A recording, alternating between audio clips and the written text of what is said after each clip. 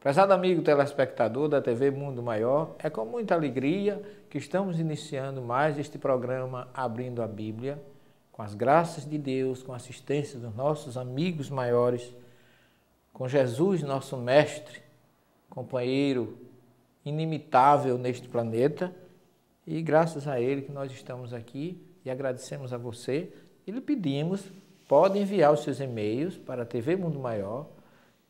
Lá você entra no site da TV e ali tem o seu recado, a sua pergunta. Pode enviar para a nossa produção, para a TV Mundo Maior, programa Abrindo a Bíblia, que nós teremos imenso prazer de conversar com você, de responder o seu e-mail, de tirar a sua dúvida, logicamente, dentro daquilo que nós conhecemos, dentro dos nossos limites, mas nós iremos ao texto original, hebraico, grego, latim, não importa, e ali nós traremos o verdadeiro e real significado do texto e da mensagem de Jesus. E é o que nós estamos fazendo hoje. Nós vamos dar continuidade ao estudo de Mateus capítulo 10, que é o discurso apostólico de Jesus, quando Jesus diz assim: ide, depois de lhe dar autoridade sobre os espíritos inferiores, para curar toda sorte de doença, todas as enfermidades e todos os males. Por que Jesus diz isso?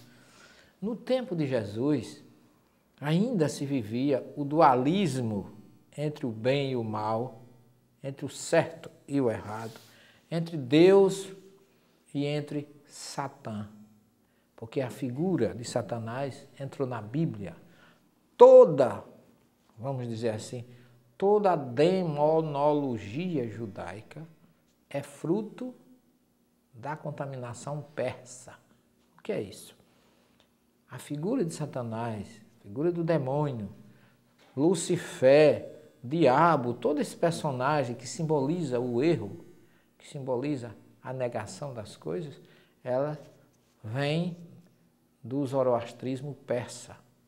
Isso está na história, está claro para quem quiser acompanhar, que você pode ver na história de quando os assírios, dominados por Nabucodonosor, são destruídos pelos persas. Ciro, rei da Pérsia, ele trouxe uma conquista para o povo de Israel. Ele permitiu que eles retornassem, construísse o segundo templo, devolveu todos os tesouros que tinham sido roubados por Nabucodonosor e conquistou com isso uma grande simpatia do povo judeu. Só que, junto com ele, veio o chamado zoroastrismo persa. E no zoroastrismo é que tem a figura de Deus e a figura de Ahriman, que veio para o judaísmo com o nome de Satanás. E Satã, na verdade, é o opositor, acusador. E Jesus aqui estava recomendando aos discípulos que eles deveriam ter autoridade sobre essas entidades inferiores, sobre esses espíritos que alguns autores chamam de impuros, nós da doutrina chamamos de espíritos inferiores, distantes de Deus, que na nossa concepção não existe ninguém ruim.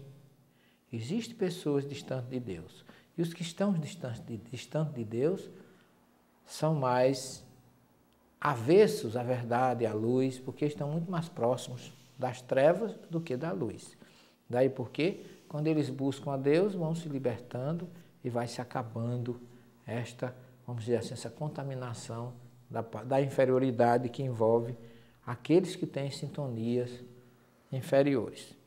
Portanto, Jesus estava orientando os seus discípulos para vencer esta demonologia ou esta influência negativa do zoroastrismo persa. Porque, na verdade, Satã não é uma personificação, porque Satã, o Ahriman, entre os persas, era uma figura folclórica do povo persa, que foi criado pelos persas para substituir o erro dos homens. Porque quando nós acertamos, somos nós que acertamos. Quando a gente erra, a gente não quer assumir o nosso erro, e se puder assumir ou arranjar um bode expiatório que venha assumir os nossos defeitos, perfeitamente, a gente se livra deles e diz, eu não errei, me fizeram errar. E assim agiam os persas. Eu errei, mas eu errei porque a irmã me fez errar. Isto entrou no judaísmo e até no cristianismo.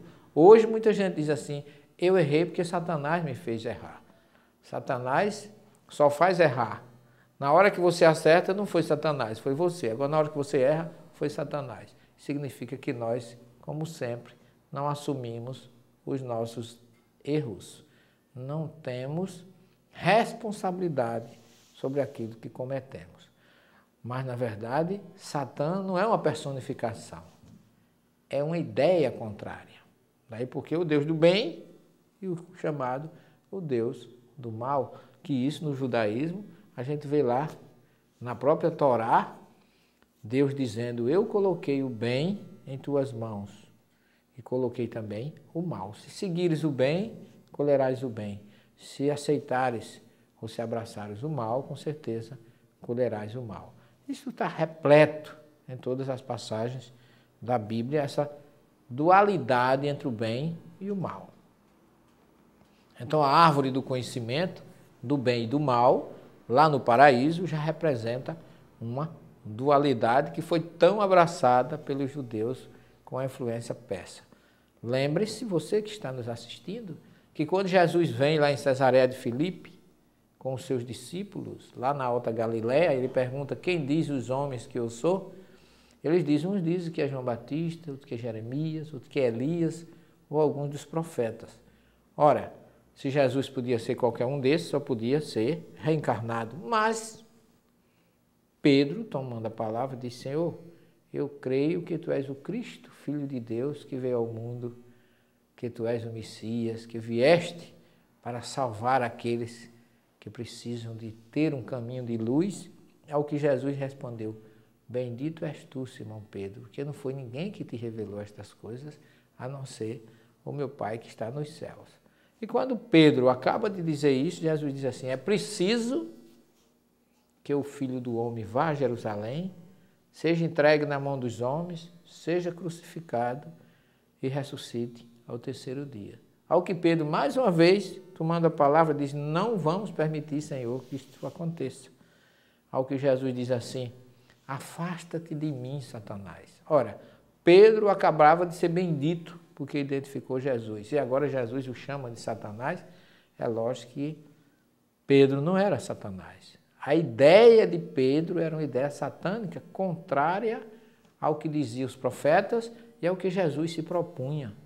E que